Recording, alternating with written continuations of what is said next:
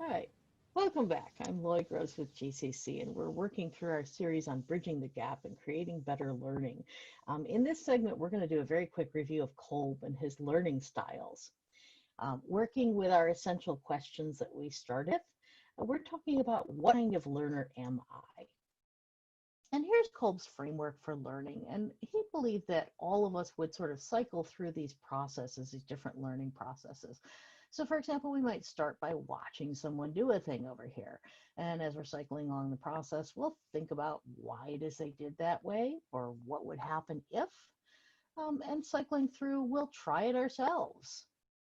And then as we're trying it ourselves, we'll discover that doing is not the same as thinking, and certain feelings or experiences are going to add to our understanding.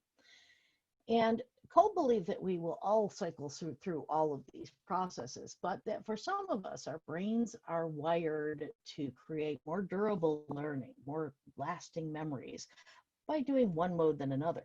So if we're going to be a more efficient student, that would be the type of activities, study activities that we would want to focus on.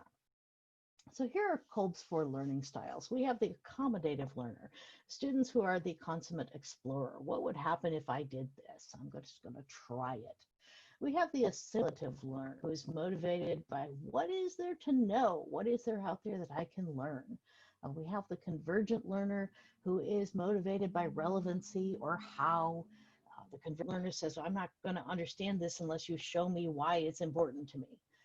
And we have the divergent learner who tends to like to start with concrete information and then reason into why that information is important.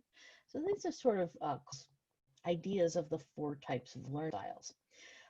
Everyone fits into a Kolb learning style somewhere.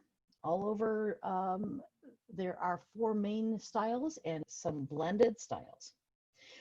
In IGCC, we have a Kolb learning test that we have put in under Excel. And if you look at this Excel spreadsheet, you'll fill out some numbers. It takes somewhere between 20 minutes and almost an hour to fill it out, depending on how long you take to really think about it. But you're going to fill out these numbers according to the instructions. And when you're done, you'll be able to click and see your kite diagram and your Kolb learning style. If you have not taken this test, I recommend that you do so now. Our important point from this segment is that your Kolb learning style will help you determine what types of learning activities are going to be the best for you and the most efficient for you as a student.